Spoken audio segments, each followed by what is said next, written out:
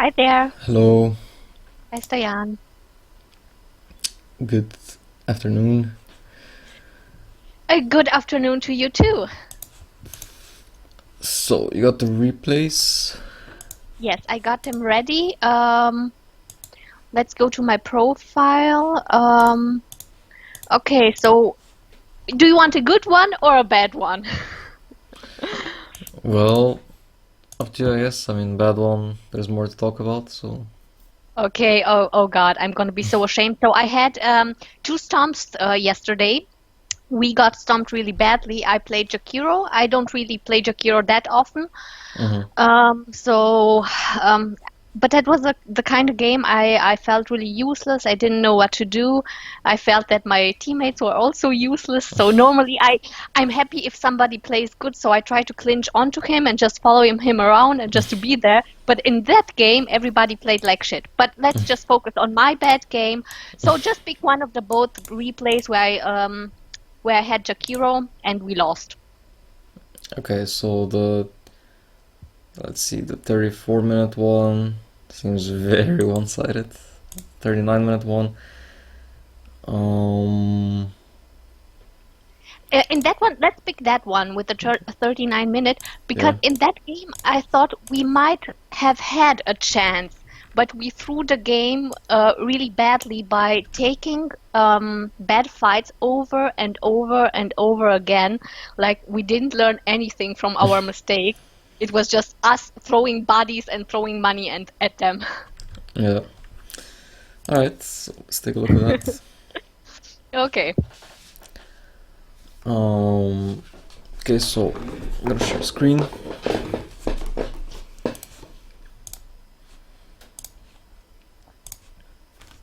Alright, can you see my screen?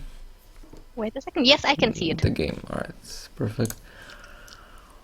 Alright, so, okay, before we go into it, can quickly go over the picks a little bit. I guess, I mean, the picks are not, like, super important in this case, but it's not bad to, yeah, just quickly discuss a little.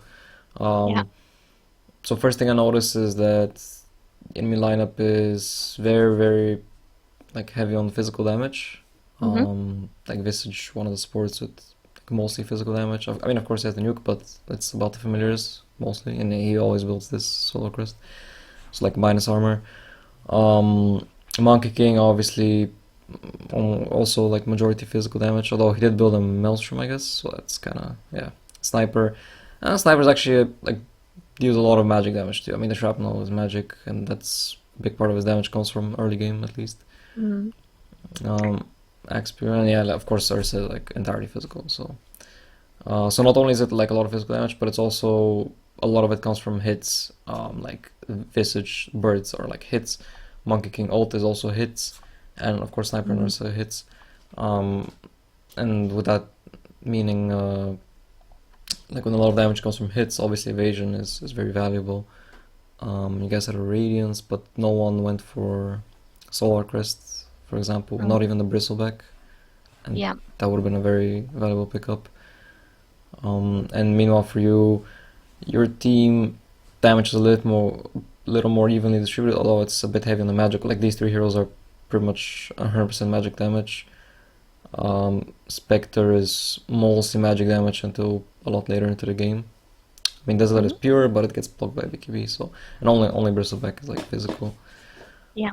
Um, but yeah, so like for example, Axe bought a pipe, which was a good choice, and when he has a pipe, you know that it's makes it a lot harder because it basically like one pipe active negates Yeah. like both of Puck's spells, for example, which is Yeah. pretty big deal.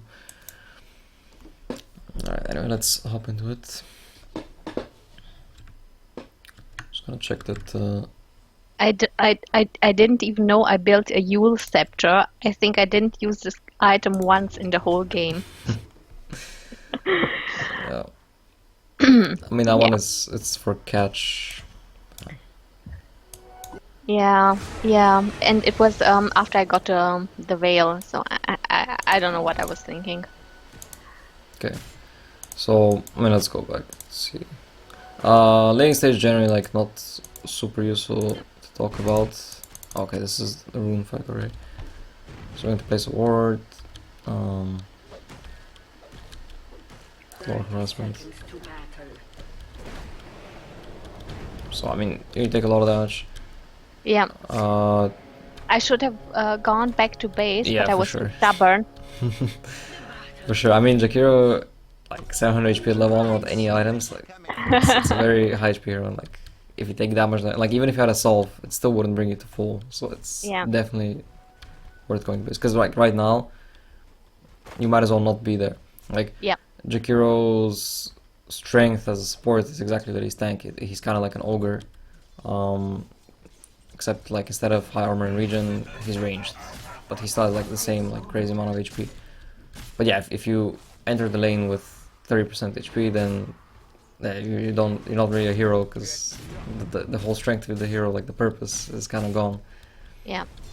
Um, so yeah, I mean this should be like Axe Monkey King is pretty decent lane. And even though you're pretty strong support, Spectre is obviously not the greatest laner, so this will be a lane that you're pressured in. And ideally what you want from this is to at least get your levels, so like get some pulls going and try not to give any kills. I mean here Axe actually messes up, and like that's a free kill the moment he tanks tower. And the thing is like, here, like they're focusing the Spectre, right? Because Spectre will be their pro. Of course, you don't want to feed as a support, but when the Berserker's Call gets committed on the Spectre, he's like right-clicking the Spectre. You have to have the mindset where, like, because like right now you're running as well, even though you're not the one getting targeted. Like Spectre is the one Yeah, getting targeted, but you're running. yeah. So, and like part of that reason is that also you're like in range for the spins. So like the moment this call happens, what you want to do is like you want to move to this side because Spectre is on this side. So you're able Ah, to okay.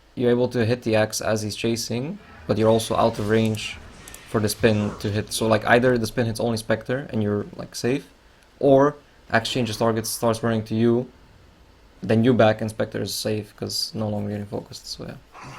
But you want to avoid the situation like, and this happens quite a bit in like 2 versus 2 lanes. You want to avoid the situation where one guy's getting focused, like one of the 2 heroes, but then the other hero is also running instead of like dealing damage while not being focused. So So, do you think we could have killed him if I have positioned better, if I have right-clicked him more yeah, for and sure. used my E? Yeah, like, for sure. I mean, it was very close because like he dives tower, Yeah, and like right here, I mean, already earlier I told you like there's a better move to move here, but yeah, even without doing that, like the moment he steps into tower range and Berserk Call is down, you should realize that like there's no way he kills you. Like he needs to spin like 6 times in 2 seconds. It's not even possible because of the cooldown. yeah. So you just turn around and you right click him and he's dead. Like this is yeah, one normal hit and one liquid fire hit and he dies most likely. So Yeah. yeah, that's a bit of a missed opportunity there. I mean, it's not the end of the world because like again, your purpose on the lane is not to get kills or anything like that. Like they're the ones who want to apply the pressure because you have a Spectre, and you just wanna, yeah, like not lose too much from the lane, or like Yeah. not let them get too much. Yeah. Um, Oh no. Oh yeah, God. Spectre dies here. Okay, another big thing with axe lanes is, let's see if it was actually the case in this scenario. They're like, yeah, basically 2 heroes, Axe and Legion. Yeah, so in this case he's chasing Spectre, 2 range creep hitting him, and like yeah, the natural response is okay, he's chasing, I should do something, let's liquid fire him. But if you think about it, like there's 0 chance of you killing him in this scenario. Yeah. He's not tanking the tower. Yeah. So by you hitting him, what you actually do is you give him extra chance to spin and kill your Spectre. Yeah. So it's like that. That's why like this hero Axe and Legion Commander, it's like the 2 heroes where you actually need to think: is it the right thing to hit them or not? Or am I actually helping them by hitting them? Because I proc their passive. Yeah. And I think maybe I guess Bristle could also be that case. Like if you actually trigger his Bristleback, you don't want to hit them. But yeah, like that. It's a kind of common scenario. in this case, I mean, Spectre probably still dies, but still, like, that's the better play to do. Hmm. Um, so a bit of a mistake here, and I mean, like at this point, again, you're very very low HP, very low mana, Yeah. and you might as well go base because like you being here doesn't protect the Spectre if you have no like no HP, no mana to work with. Yeah. So you go base. And if you look at how other lanes are going, I think at this point, like you could go back to help the Spectre, but like the lane is already not going well. Like when Axe gets a kill like that, you know, put Spectre a bit behind. Mm.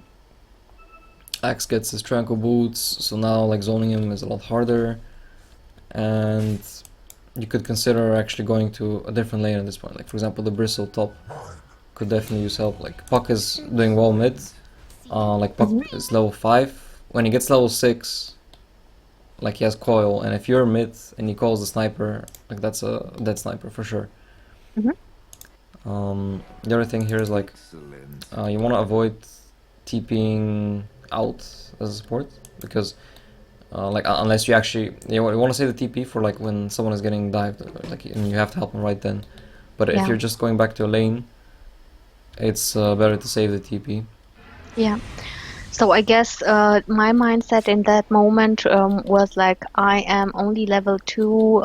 I know I can't do much in my lane, so at least be there and and leech Spectre's XP, take some Yeah, XP from the lane. But I know it's I mean probably not the best move to make. that's the thing because Spectre like needs obviously a lot to like get Yeah. relevant, and it's a bit of a misconception with it's the case with a lot of hard carries even. Um, like yeah, it's a hard carry and like they need gold and items and stuff, but experience is also extremely important for a Yeah. Spectre, and like the lane is really hard, but at least if he gets soul experience, he will get back into the game quicker. And Spectre Yeah. obviously can't like run around and do stuff, but you can because you're Jakiro, and like that's kind of the strength of the hero. You should really like look at the Jakiro kind of like an ogre. Like Hmm. your strength is that you just run around, you harass people, and you can't really get killed without a huge commitment because you're just so tanky. Hmm. Yeah. And that's, I mean, like look at this top lane. They kill Bristle for the 3rd time, but they're Yeah. both super low HP. So like, I mean, one more hero here could really change the Bristle's lane. And Puck Yeah. rotates, but he doesn't have 6 yet. Now he does, but Oh. yeah, Oh. That hurts. not like this. Okay, Bristle Not fine. like this, man. Well, Bristle at least gets the the streak, bristle got yeah, something now. basically. But anyway, so up here with Shaker. I mean, you're 3, so see if we get some kills. I also about skill build, like Ice Path, like this early on doesn't really do much, because like 6 minutes in, you know, no one can really make use of a 1 second stun, right? And like, I think they're gonna kill us both right now. Oh my god. I think yeah, you should be able to get this monkey. Okay, maybe not. Oh, Just, yeah. another depressing moment. Um, but yeah, so like the Ice Path, like the only real value, like damage doesn't do anything. It's like 50 damage, it's nothing. Right click is more. Yeah. So the only real value of an Ice Path is basically to cancel TPs. But again, like this early on, you're not gonna have to, like you're not gonna need to cancel TPs anyway. Because like the situation Yeah. you're always in is that they're diving your tower. So that's why the most common build you see is 2-0-1, because the dual breath actually doubles in damage from level 1 to 2. It's Hmm. 20 burn damage times 5, so it's 100 damage at level 1, 200 damage at level 2. Like that's a really really big increase. Like having a 200 damage spell at level 3 is insane.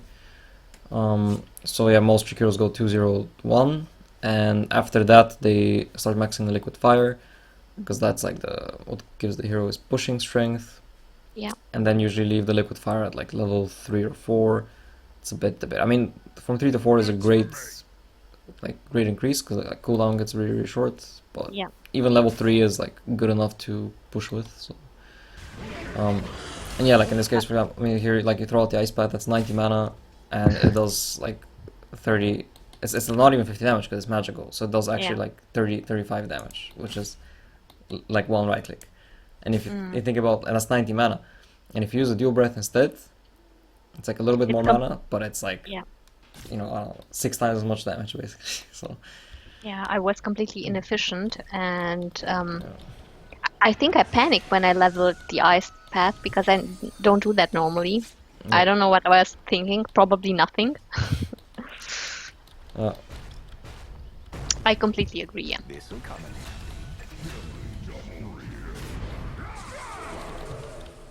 Oh no, I am going to die. When you're, I mean, this is one case where the ice path could have actually been somewhat useful. So when you're being chased like that, like there are a couple of these. Usually disables that are long range have a very long cast time. So in this case, like if you try to, let me pause it. He's chasing you like this, right? So if you try to turn around, then ice path him, like turning around takes like half a second. Casting the ice path takes like half a second. So it's extremely easy for him to like run in front of you, dodge it, and still kill you. But however, if you cast ice path right in front of you and then run into it, like first of all, you're not turning around, so it's much Yeah. quicker.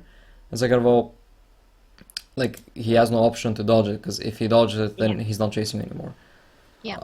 So that's like the way you wanna escape as a Jakiro most of the time.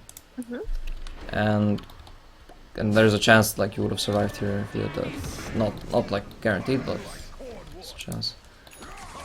The Spectre tries to kill him, but overestimates the damage. Like a monkey comes and there's no desolate procs. So yeah. So okay, at this point you do realize that the bottom lane is not going great anymore, so go top. Sweet. Okay, here again is like an example of 2v2 scenario where, I mean, I kind of understand the mindset, like, okay, your lane didn't go great, you're kind of behind, so you're a bit scared and stuff, you don't want to die more. But here, like this step back, like there's Yeah. no reason for that because Bristle is the one that's at like 10% HP. He's the one that's gonna be the target, so there's no reason for you to step back. If anything, you should like dive into them and be like, hey, look at me, like go for me, not Bristle. Yeah. Because if they switch target, like you're full HP, I mean, like you're 840, like that's a lot. Like there's no way they just kill you easily, especially because they just use their spells on Bristle. So if you do that, that like takes, like distracts them. So either they might still go for you. That's great because then you have like potential to turn and get some kills. Like, I mean, this guy's a lot of stick charges, but like either that or they do go on you and like Bristle is able to walk away. And you can also just walk away because they have no spells. But yeah, like turning back like that, just kind of lets your Bristle. I mean, he survives, but you know, it's there's no reason for it. Yeah. And yeah, also being like a little bit too, like obviously the ice path and the dual breath to save the Bristle, that's fine. But then the second round of spells, like here, your Bristle was already out of mana, so there was basically like Yeah. no more chase potential. So using the ice path here, it's okay, I guess. I mean, maybe didn't realize, but okay, like then alright, he has no mana. But like this dual breath is like complete waste because it doesn't Yeah. even actually hit. So and like I mean, these are the kind of things where if you're like a little bit behind, they hurt more because like you don't, for example, you can't afford. Yeah, like you don't have like clarities or like these little, you don't have raindrops yet, stuff like that. So anyway, that's the right play. Like they leave a lane, so you apply some pressure with the tower. Yeah. Then I went away because I was a bit scared of being alone in the lane. Yeah, I mean, let's look at your player perspective. So, I mean, obviously they were doing.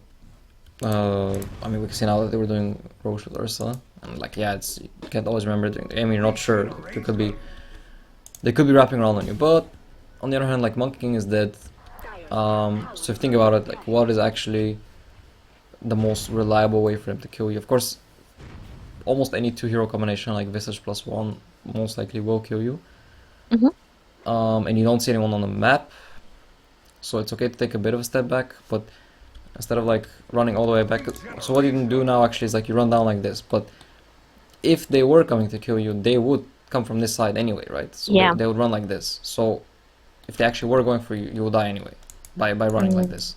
So what you actually want to do is you want to run in here, buy a TP, so you're like ready to TP out if you see them coming, and just yeah. hang around in these trees. Because in these trees they don't see you.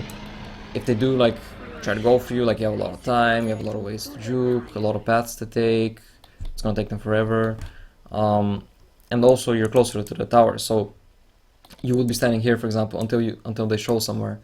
And the moment they show somewhere, like they're still not showing, but the moment, for example, you see that Roche died, you can like take a step out and hit the tower, for example. One more liquid fire, Yeah. a Yeah. little bit more damage.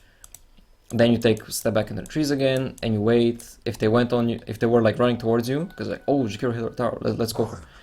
And they're running at you, but then they see you step in the trees, and then they're like, all right, I mean, probably tip it out. But even if you didn't, like, it's such a huge time waste to go and check if Jakiro TP'd out or not. Like, that's a position 5. And if they're sending like 2 heroes, 3 heroes to like check if you're still there or not, like that's super, super bad for them. So already you're like creating tons of space. And Hmm. then they're not gonna do that most likely. So they don't do that. Then you see the sniper mid, you see the monkey bottom. He just respawns to actually TP bottom. You see the axe bottom, and then you're like, okay, it's safe, so I can like keep doing it. And I mean, you do realize that now, and you run back to the lane. But just if you were in these trees, like it will be everything will be a little bit quicker. Yeah.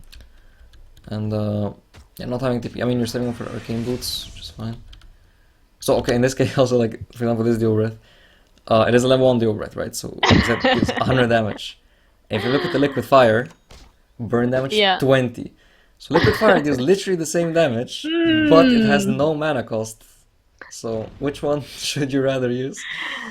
Yeah. Yes. And it actually has the exact same cooldown too. Yeah. Um, yeah, so okay, you do save out for the mana boots, but yeah, you don't have a TP in this case, because again, like, if the Ursa runs at you, like, with TP, you have a pretty good chance of surviving. No, this is complete bullshit what I'm doing there because for most of the time I wasn't even in experience range. I guess I was too far away while the Urza was last hitting, and I yeah, literally it's what I told you before. I didn't know what I was doing in this game, not at all. Complete completely clueless. Yeah. So I mean, okay, now you do have the right thought, like to buy the TP, and actually I'm dying here. I wouldn't say this death is a huge mistake because, um, I mean, like there's like the small play, like you see that he put the shrapnel, um, he put the shrapnel here, expecting that you would run, but actually he messes up because he steps to the right, which leaves this path open. Uh-huh. So if you just run up and then TP, you survive there like 90%. But you actually step back into the shrapnel, then TP'd, and like shrapnel is maxed, so that's like the majority of his Oh damage. yeah. If you look at the Yeah, and Urza just comes, slaps me once, and yeah, because Ursa that's were it. already running this way, yeah. So you gotta start there, but still, like it's I wouldn't call this death like a huge mistake per se. I mean, the mistake part is like not surviving by doing this like little step to this way, Yeah. but going for the like you cannot. It's not a correct move by sniper to actually be here in the first place. So yeah, it's like you can't really expect that. Like it's not the play sniper should be doing. But yeah, just you could have had like the TP earlier, like I mentioned, and I mean you were saving them for mana boots, but you know you can buy the TP from here.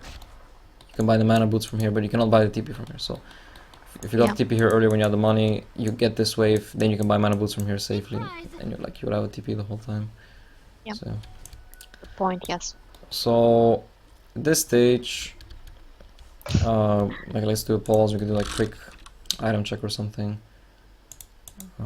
Yeah. Oh, can we also please look at the gold graph and see how bad it is? Yeah, I mean it's kind of bad, but honestly, this is like not Not that bad. yeah. Yeah. I mean they do have an Ursa, so like they do have the Roche advantage. I mean that's what Ursa brings to the team. It is a hero that really falls off hard, especially like with your lineup. Like that's a pretty great. I mean almost anything is a good anti-Ursa lineup, but this is like particularly good lineup to kite Ursa with. Because I mean, if you think about Yeah. Ursa's game, like he he needs a BKB, but then he still has to worry about Fisher blocks. He still has to worry about potential like Axe Dream Coil. So okay, you can get an Axe, but then there's like a silence. You have like yeah, again the coil, you have shaker stuns, you have your stuns, you have Yeah, your slows. There's like Spectre Radiance stuff to worry about later on, like for evasion. yeah, Like you have so many ways to kite him. So like Ursa late game is not really scary. Like the hero just falls off, and it happens like in pretty much any Ursa game. Like the only games that Ursa doesn't fall off is if like his whole team is buffing him. Like he has a Wisp and then Magnus, giving him buffs and like making keeping him relevant throughout the game. That's the only yeah, case where he. But yeah, so the only like real significant late game threat is the sniper, and but you have like between the puck and the Spectre again, you have really really good tools to deal with the sniper. Like the Spectre can always get on top of him, so it's a yeah, it's like one of those basic counters. Same way like with Tinker, like the whole point of Tinker, you stay back. Spectre always gets on top of you, so it's a counter to Tinker. It's kind of similar with Sniper, and overall like lineup wise, you have pretty solid, uh, yeah, chances going into the late game. So having a little bit of a disadvantage is not a big deal, but yeah. I also felt at that point of the game we just needed a good team fight to come into the game again. Yeah, so that was my hope. I didn't give up on the game yet. yeah. It was still open for me, even if I had personally a bad game. So yeah, I definitely saw the team fight potential. Mhm. But I guess what? Oh God. So I mean, walking up into them is fine because you have the shrine active, but actually ran to the left instead of to the shrine, so yeah, there was no heal there. I think with the shrine will be fine. Um, but yeah, again, like I'm not gonna focus that much on these like micro plays, like which way you run and stuff like that. I mean, that's a bit more important for the lane. But after Yeah, that, I mean, there's like a ton of like way too many things to say. So I'll just focus more on the general overall. general decision Yeah, making, like which yeah. lane do you go to, who are you focusing, stuff like that. So okay, and I mean, I just said I won't, but like this is kind of an obvious case. So Okay, just say it. actually, like a big reason, like Jakiro is one of the better supports against Monkey King, and a big reason for that is because like obviously the hero damage comes from building up these Jingo Mastery stacks and then like right, but it's all right clicks essentially. And you have these two great spells that slow attack speed, which means he won't get his hits off. But then you use the one spell that doesn't slow attack speed, so he just chases you down. And like one liquid fire here, and it takes him like 2 times as long to get those hits off. Like so, liquid fire plus dual breath, and I most likely use her out there. Um, Yeah, I was so scared of him from the laning stage before, and I was like, oh my God, the Monkey King again. yeah. He is just gonna kill me. I was traumatized.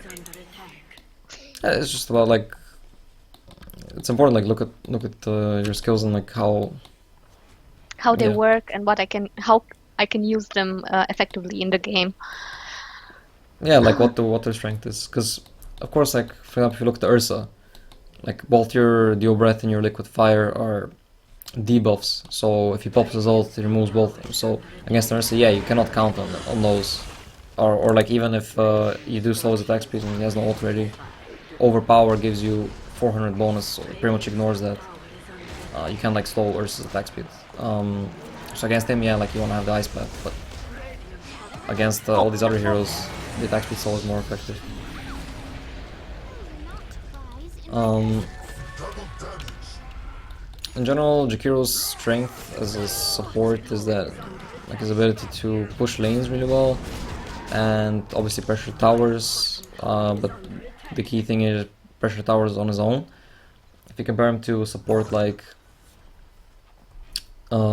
for example, Leshrac and Shadow Shaman, they can be played as supports, and they also have spells which damage towers. But the big difference between them and Jakiro's Liquid Fire is like both Edict and the Rasta ult, they're like shorter range, and they basically require you to commit, which means especially Leshrac is like a good example because it's very short, like a very small AoE. Like you have to be in range of the tower, and there have to be no creeps around. So if the creeps are like meeting here, you need to stand here with Lesh, like which is a dangerous spot. So what that means Yeah. is SlashStrike is a good pusher as a support, but only when you're with your team. Like let's say you just want to fight, everyone is dead, and you can stand wherever you want to get like the full edict damage on the tower. Then he's good. But if he's alone as a squishy support, he's not really that good a pusher because you're like a I don't know support SlashStrike with 500 HP and like anyone can kill you if you like just stand on the tower like that. So Easy kill. Yeah. here's the big difference with Jakiro. Like liquid fire is long range and doesn't require you to commit. You just walk up to the tower, you hit it, and you walk out.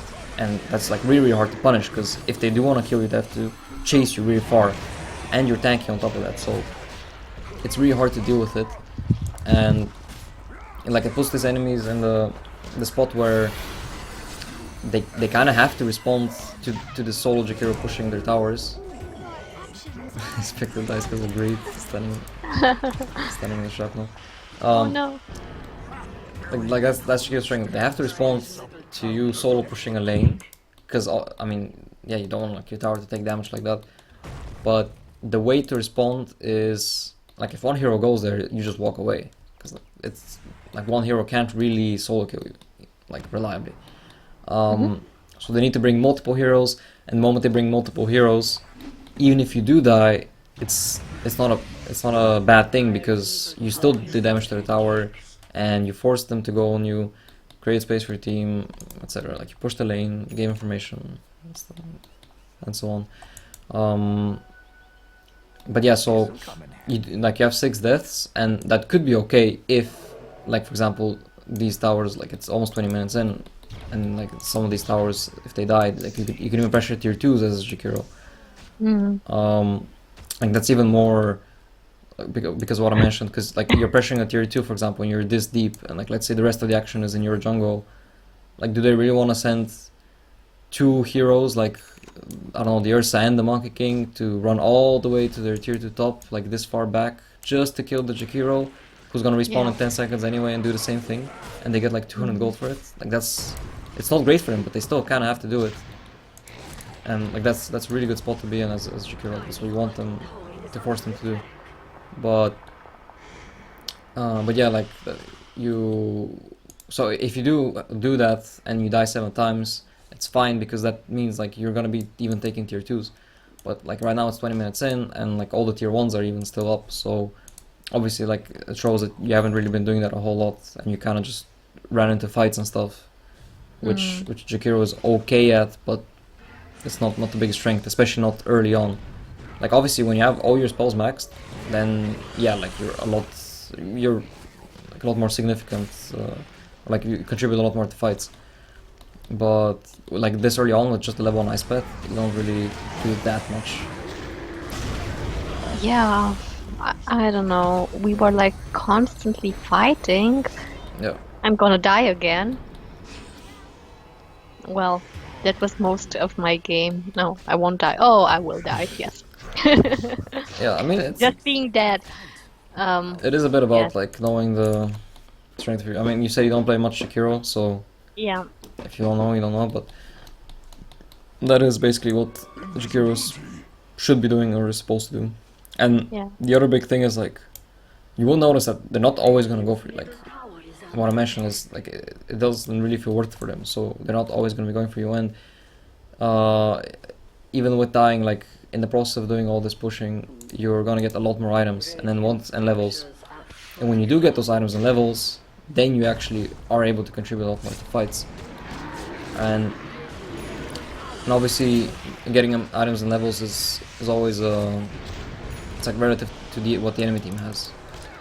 Because like let's say you get this, I'm not sure which minute you get the veil at. Check real quick. Um, Like 30 minutes or something like that. Unacceptable. so Or yeah, even. like about 32 minutes you get veil arcane boots and level 15. And obviously at that point in the game, you're still not gonna contribute much to fights because yeah, the enemies have a lot more. But imagine you Mm. get like, okay, you're not gonna get 15, but imagine you get arcane boots veil at like 15 minutes or something, because maybe you gotta pick up a tower to, you farmed Yeah. a lot more creep wave stuff like that.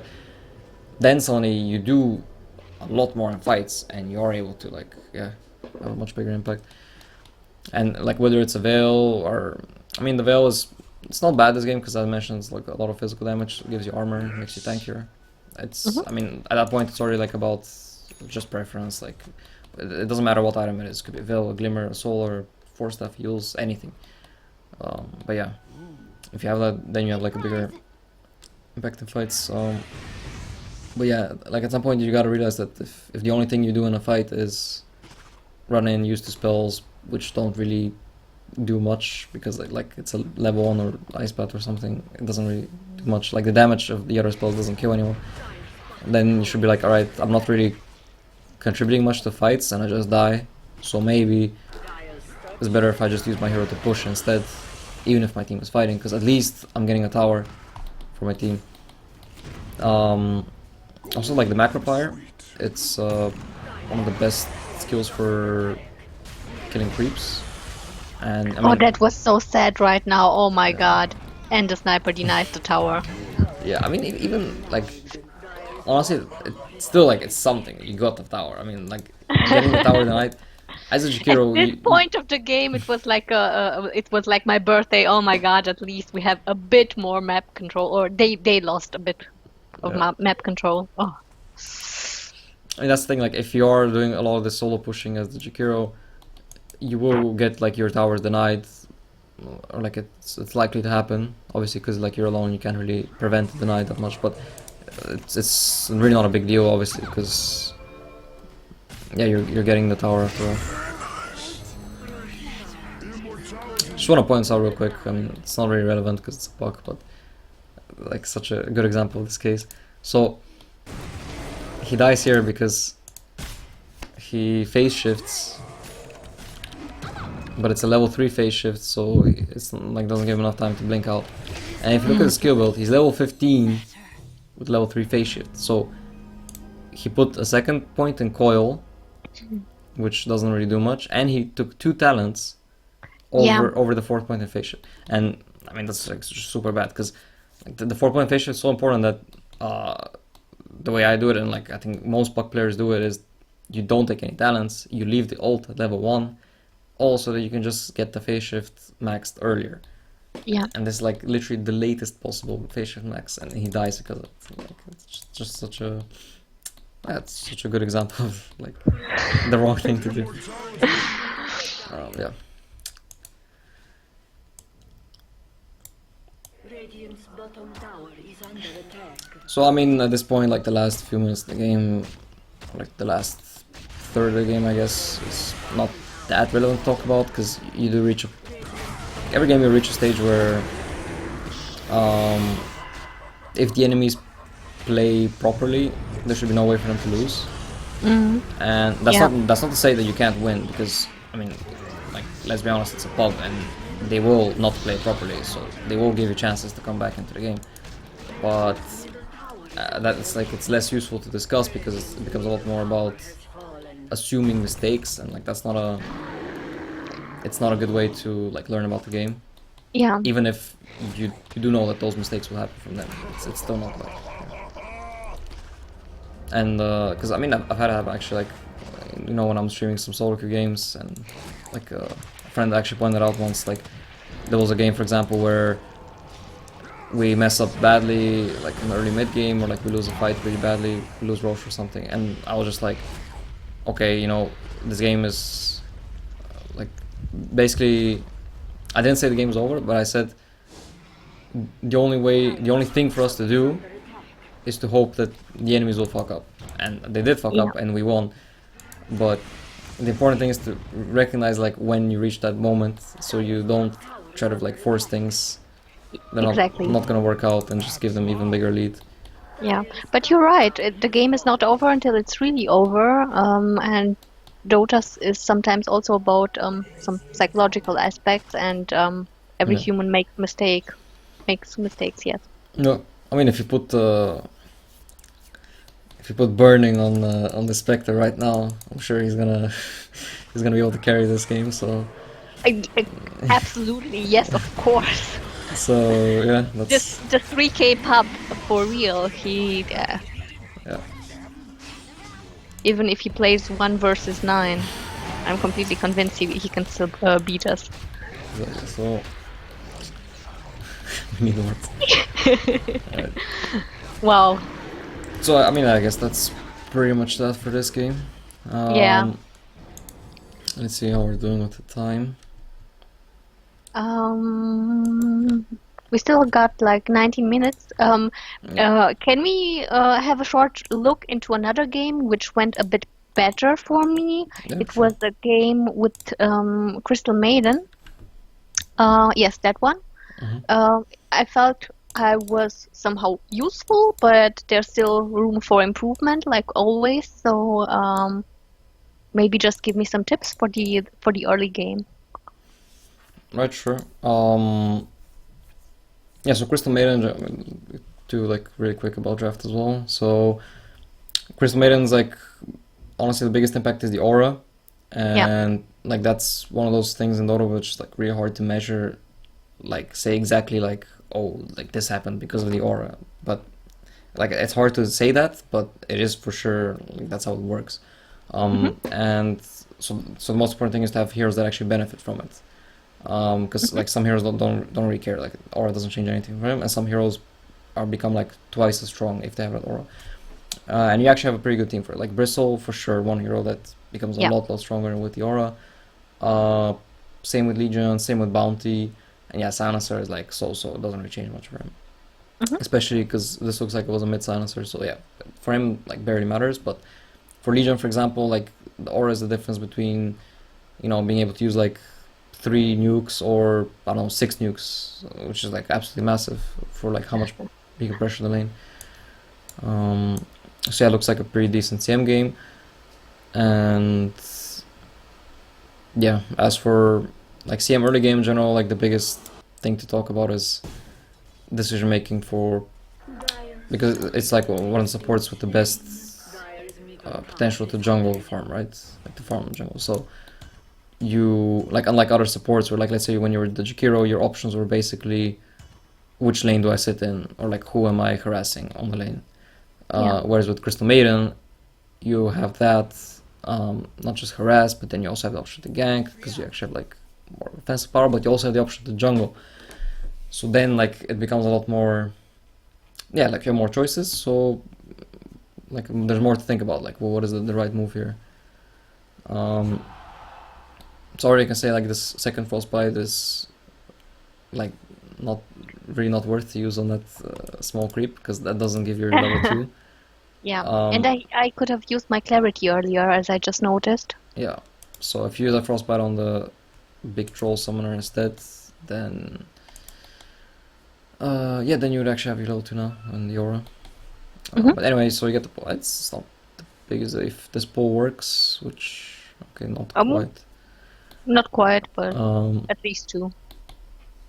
yeah, but so yeah, like the first big thing with CM is you want to get your level two as soon as possible.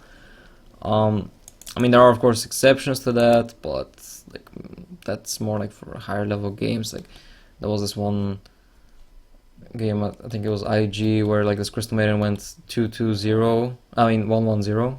So she had like both nukes at level Dire's two, and that's like courier has pretty been uncommon. slain. And the game we didn't expect it, so they got a kill because of it. But yeah, like in 99% of cases, you want to get the level two as soon as possible to get the aura online, because again, like that is your biggest like contribution to like winning every lane by having that aura. It's my main purpose in life, so to And say. yeah, more or less. And but that's like it's just so huge because not just for your team but also for you because like suddenly if you have the points in the aura, it means like you're not only are you farming quicker, but while you're farming, you're always ready to contribute to like a fight or whatever. Yeah. Um, I'm so just heading for the rune, and I think I'm just gonna stay a bit longer in lane because the Legion told me to stay with him. yeah, Otherwise, maybe I would have jungled some more. so again, it's like it's kind of hard to say like very clearly like okay, this is obviously the better choice in terms of do you like start on the lane then go jungle, or do you start on jungle then you go to lane? hmm Like there's plus and minus to both, like but generally like the most safe or like the most common thing is to like you get like two clarities, like you come to the lane, you frostbite, you hit a few times, you forced out the region, because most offlaners, like again, it depends a lot on offlaner too. Like, for example, I mean, in pretty much every case, like the offlaner is going to be at their weakest at level 1, right? So at level 1 is when you want to be there, because you're on equal footing, like both heroes level 1, so your frostbite into right clicks is at its strongest, at that point, when the enemy offlaner is level 1.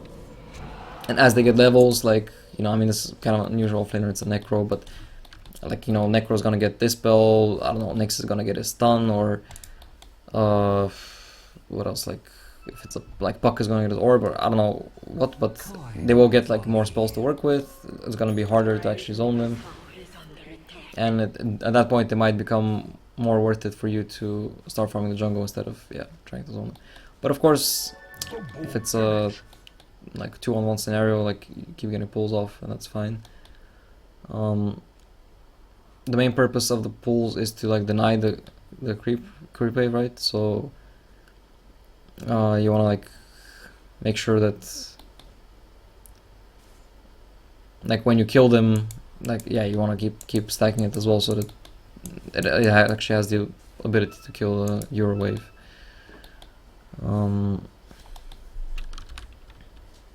Yeah, so far, like, you basically chose the route of like going a bit greedy, because you used like the first 2 frostbites used on the neutrals. Yeah. But yeah, so I mean that's kind of like somewhat the worst approach, but because like I mentioned, because like now, like, okay, you got like level 2-3, then you start harassing the Necro, but then the Necro also got his level 2-3, so he was able to like sustain against the harass a lot easier. Again, it's not like the most terrible thing, but I feel like if you go for that approach, then you might as well go like full out on the greed, and like play like almost like a jungle core, where you just get items really fast because you're just exclusively jungle. And I mean, sure, your Legion might complain a bit, Necro will get more out of the lane, but like there's also like a definite like benefit to it, because like let's say you get a super fast Glimmer Cape, like you have your Glimmer Cape a little bit after Necro hits 6, for example, or something like that, so then every time you hold someone you're gonna be able to Glimmer them, and like that kind of reduces effectiveness. So here you guys like almost get the kill. Okay, you do actually get it. Alright, so Last minute, yeah. but yeah, like that's really close. And if you think about it, like Legion was how many creeps away from level 6? So if Legion has No, level it 6, was, it was a surprise moment for me too. yeah. So if you think about it, like that's the other approach you can take. Like let's say you go full greed in the jungle. Okay, Necro gets more from the lane, but Legion also gets entirely solo experience. And what that means is it hits level 6 sooner. Then when Legion does have level 6, then that's another timing that you can decide, okay, Legion is 6, now I'm coming to the lane, because now you have like a very obvious way of actually killing the Necro. Yeah. So that's the big thing, like basically think about this like power timings, like think about like what, because there are a couple choices, like you have several choices, but like there are also choices that are just not really better than any of the others. Like, yeah, basically main options are either you go on the lane at level 1, because that's when Necro is very weak, so you frostbite him, you hit him, you force out a lot of regen, he's level 1, so he doesn't have like if he has death pulls, I mean even like level 1 death pulls doesn't really give him any sustain, it's like 1 health regen per kill, so basically you force him to burn through his tangos, like you trade your clarities for his tangos essentially, and that leaves like an easy lane for your Legion. That's one option. Your option is, you go full greed, you let your Legion just solo. Necro gets a lot more from the lane, but Legion gets more experience, and you get a lot of farm and items and more experience as well. And then you come in once Legion hits level 6, when you have a like clear way of killing the Necro. Of course, if you do take that approach, you want to like make sure your Legion knows that, so like doesn't expect help. Just be like, okay, Legion, I'll let you solo till you get level 6, and I mean, even if he doesn't like that choice, whatever, at least he plays accordingly and doesn't like try to fight and then die and they're like, oh, see him, where were you? So yeah, if you make that choice, like you just have to let him know. And actually, like you also have a extremely easy way of killing him if you think about it. When you hit level 6, because then you just do duel and you ult, and either he Yeah. just dies, or if he uses a second spell, then okay, you won't get right clicks, but then you take extra damage from your ult, so it probably still Yeah. dies. So yeah. But yeah, for example, like right now, standing here with like a few creeps for level 6 it doesn't really do much. Like you're not gonna be killing him here. I mean, I guess try for it. Okay, he doesn't actually get the gold shroud off, so okay, you do get the kill. But oh, right, I No, spoke to no, we didn't get a kill. yeah. Yeah. So like, oh, and actually he gets a kill. All right, that's basically like the worst case scenario. And yeah, and none of this would like look. You were so close to level 6, Yeah. like one creep. And I miscalculated that because I used my Q on the creeps afterwards because I was sure that the Legion would get the Necro and I didn't hit him. So it was a huge mistake at that point. Yeah. And I mean it was really close, but again, like this kind of risk is like not necessary at all in the first place, because again, like it just takes like one neutral creep to get you to 6, and kills absolutely guaranteed. But yeah, also like obviously when Necro hits level 7, his sustain is like so much, his heal is so much that harassing him is not really effective. Like you shouldn't go there to harass. Only go there if you're gonna kill him. But like there is no option anymore of harassing just because he's regening that much. So yeah.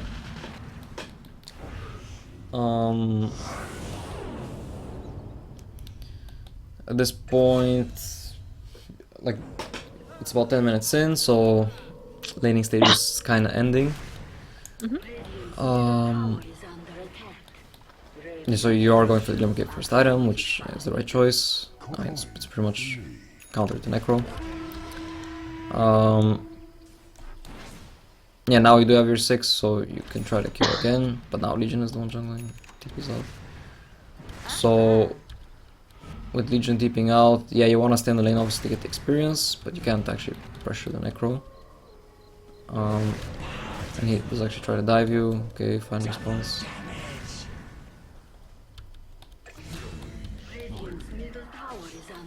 Okay, we talk about a bit about skill builds. Yeah. So like I've seen like a lot of pro Christmas also like leave the aura at level 3, and I can kind of get the point. Like yeah, sure, like from level 3 to 4 is a huge increase, but then again also like level 3 is generally enough, and like, maxing other spells is not bad.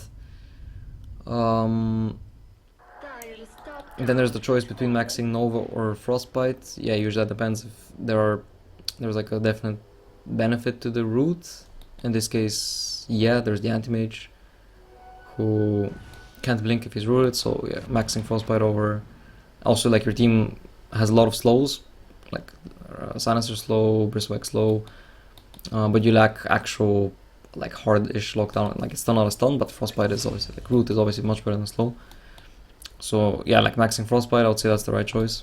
But as for the aura, like again, it's a bit of a playstyle thing. I mean, if you're more active, obviously getting like, points in your Frostbite up earlier is better.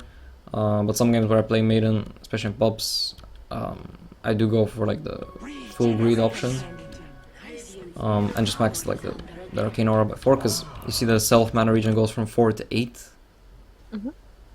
and that basically means you can use like Frostbite every time it's off cooldown, and you'll never run out of mana. So you farm really fast. Yeah, but it's not like that. That part is like not really a mistake or anything. It's just about preference. And yeah, at this point you kind of just run with your team, and for kills that's fine. I mean here like you sent out the query for Glimmer Cape, but you had money for wards. I don't know if there were wards in stock or not. I guess you can't see that in replay. But if you're setting out the query anyway and you have like this much gold, like it doesn't hurt to bring I don't know, a smoke or a ward or a sentry or something, because Yeah. when you're ahead, like you wanna leverage that advantage by, especially as a support. Like you're not saving up for any big item. Like I mean, you got the glimmer. That was like the big item you were saving up for. So from there on, like you wanna just spend all the gold as soon as you get it. Like, I was just saving for the rapier, you know. yeah. Uh, but yeah, like there's actually this thing that's kind of interesting. Like people say, especially if you look at pro games, the poorest hero in the game. It's a bit less this patch, but especially previous patches was quite true. The poorest hero in the game was actually the support position 5 of the winning side, because the position 5 of the winning side ends up buying everything, because there's a lot of when you're ahead, like you're playing aggressively, you're playing on the enemy side of the map, you placing a lot of aggressive wards, you have a lot of options where to put them. You can deward a lot because you're in a good spot to deward, so you buy a lot of sentries, and your like secondary support usually goes if you're ahead, they can like go greedy and basically become a 4th core, and obviously that's really strong if you can have like 4 cores instead of 3. But in order for that to happen, they need to stop buying everything, and then like the other support buys Look, everything. I So bought the wards. They're in my stash. yeah, like now you get them. But Just to save my honor as a support. so I mean, here you could have popped ulti to secure the duel win. I mean, if someone was playing Legion, they would say that's definitely worth it. Saving the ult, I think it's not bad either. It is a pretty big cooldown, so having the ult available now for when you push is fine too. At this point, you are like still playing kind of passive. I mean, if you think about it, you have Glimmer Cape, Yeah. like quite early into the game. So there's actually no way for anyone to kill you. Like this OD, like he's not gonna buy a dust so he can kill the Glimmer Cape Crystal Maiden. Probably not. Same goes for the CK, and like the others have absolutely no way. So this Glimmer Cape kind of makes you immortal in this sense. So nothing is stopping you from like running around here, looking for opportunities. If anything happens, press Glimmer Cape, press TP, and you're out. And you force the lot of heroes to like run after you. Yeah. So, and this is actually something that even like higher level players don't do properly, or like don't realize enough. So it's not a very simple thing, but if you do learn that, it's like really huge, because that's how like one of the biggest ways you can like make the game easier for your cores is if you're just active, like you make stuff happen. And it's not about like, oh, I'm gonna run here and I'm gonna get a kill. No, of course not. Like the chance of you getting kills is not very big. Like you only get a kill if someone else of your team comes, but it's more like you're there, you scout them, and you give your Legion like the option. Like you say like, all right, Legion, I'm here, I'm scouting this guy. If you come, we can maybe kill him, but it's up to you. Like you don't have to do it. Like, and then the Legion is gonna be like, okay, you know, maybe they're like, oh, I want to finish my item, I'm 100 gold away, so I'm not gonna come. Okay, and that's fine. You're not dead. You're still here. Like it doesn't matter. But maybe it just got a shadow bait and he's like, okay, yeah, like that's a free kill opportunity, and he comes and you get a free kill. But everything is like set up by you being there in the first place. Like you make the action happen. There's no downside, because even if you don't get the kill, it's like even if you somehow die, like they rotate 3 heroes, they happen to have dust on the anti-major, whatever the fuck, like it doesn't matter. Okay, you die, but you're a support. Yeah, I'm a poor Crystal Maiden. It's Yeah. okay for me. It's my job. And Yeah, and I get it. I know what you mean. I played way too passive in this game, farming the jungle way too much, and I guess in that part I didn't get my role quite well, because I was waiting for the exact opposite, like for my carry to give me a signal instead of me setting up for him. Yeah. exactly, yeah. And of course, I mean that's all. I mean, like this, for example, here, yeah, like your Bristle, quote unquote, initiated. I mean, like Bristle doesn't have any disables, but it just ran in, baited some spells, you TP, and you get some kills. Like that's fine. That also is gonna happen. But yeah, it doesn't have to be that way. And if someone is gonna be running around setting up stuff, then obviously it should be the hero that's not a core, because the cores kind of want to spend their time farming. And you already have like, when you have Glimmer, like sure you can get more items, which is not a bad thing, but now that you have Glimmer, like you're strong enough to basically do that. So again, it's all about this timings, right? And this is all because you got the Glimmer at let's check again to see the exact minute. This is all because you got the Glimmer at like 15 minutes or what? Yeah, 15 minutes. Say that was a 25-minute Glimmer, then this kind of playstyle will be okay, because most likely by 25 minutes, like the oldie is strong enough to like 3-shot you, even if you have a Glimmer, or like they're more likely to have detection, they're more likely to have sentries, etc. So then, yeah, your timing is not that strong, and you don't want to be playing that aggressive. But in a game like this, where you had such a great start, such a fast Glimmer, like you want to leverage that advantage by being aggressive and like putting yourself in positions where you can make use of it. Mm-hmm. And you'll notice that even if, like, sure, this is like 3K and your cores are not that good, but even if they're not that good, like they will still play a lot better when you're doing that for them, when you're like giving them that space, giving them those opportunities, scouting the enemy. Like they're not gonna get picked off because you're the one scouting the enemies instead of like waiting for them to come to you. Yeah. They'll feel safer to farm. They will also play more aggressive because they're like, well, I mean, my CM is in the enemy woods, like I can also move in there, because you know, if they come there, like, okay, they'll kill her, but I can still run away, stuff like that, you know. And so they also play more aggressive, and I mean that's what you're gonna think, and as a result, yeah, you're gonna get a lot more stuff done. And yeah, and for again, like also for the enemy team, like thinking about from their perspective, it's like, alright, this Crystal Maiden is running around, and the same thing with the Jakiro, right? I was mentioning, like, okay, it's support, he's playing very aggressive, he's on our side of the map, we kind of want to punish that, but we don't want to rotate like a bunch of heroes just to kill a support, so it's a lose-lose situation for them. Mm-hmm. And yeah. Yeah, thank you very much for the perspective change. Yeah. And well, I guess I'll play a few more games today. I hope I can. And well, try to be more aggressive. I think that's one of my main challenges to improve at, because I am actually rather passive. Yeah, you're right. Yeah. In general, even if I don't need to, I don't recognize the situations where I can allow myself to harass them more, to scout more, to be more useful in general for the team. Yeah. And I mean, like I said, that's something that's it's just not super easy, and like a lot of people don't do that enough. So and it's fine, like if you do it 2 games and like you're not used to it, so you fuck up and you die a lot of times. It's whatever, but at least you learn the limitations. And then like maybe the 3rd game, when you do it, then you will die like 1 time less, because then you already like start to realize like exactly which situation can you go where and stuff like that. But like the way to learn it is to just try it. So, Yes. Yes, sir, we'll do so. alright, so Thank you very much. I think we are done for today. You Yep. told me you have to be punctual, me too, because I will have some guests in 10 minutes. alright, And I thank you again.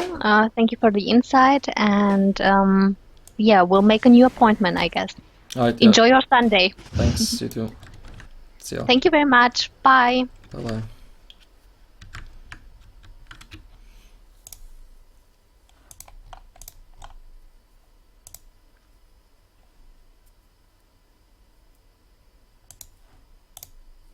Alright guys, thanks for watching, I guess. I mean, it's kind of early, I didn't really like announce the stream, there's no camera and stuff, so not a lot of people watching. But I'll be uploading this VOD, and yeah, should be useful. I might stream more later today, like some solo queue and stuff, not sure, we'll see. But anyway, thanks for watching, and see ya.